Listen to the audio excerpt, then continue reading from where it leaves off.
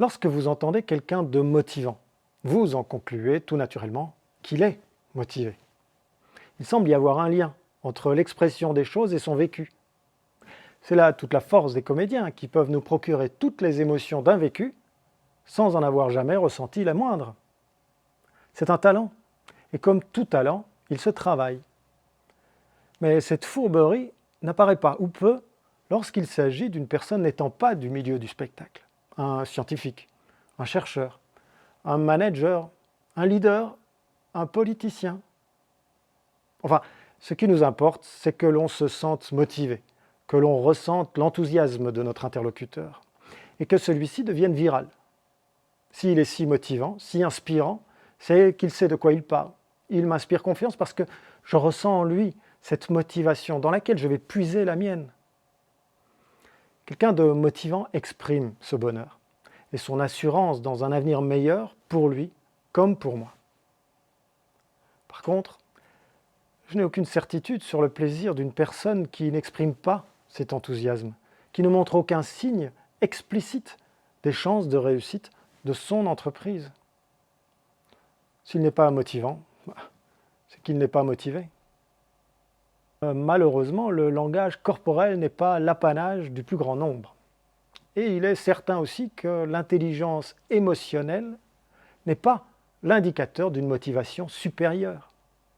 En réalité, nous sommes souvent pris d'une erreur fondamentale d'attribution.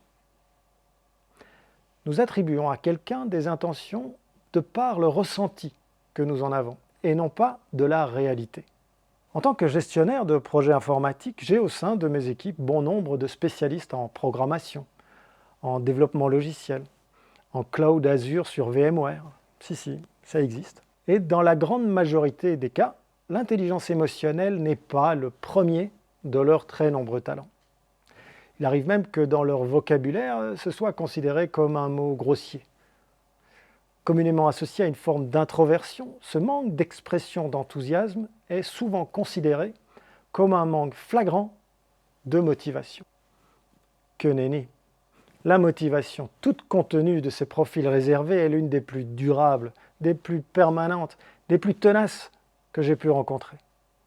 Le temps ne fait plus partie de l'équation. Jour et nuit peuvent se succéder sans entamer leur volonté et leur détermination.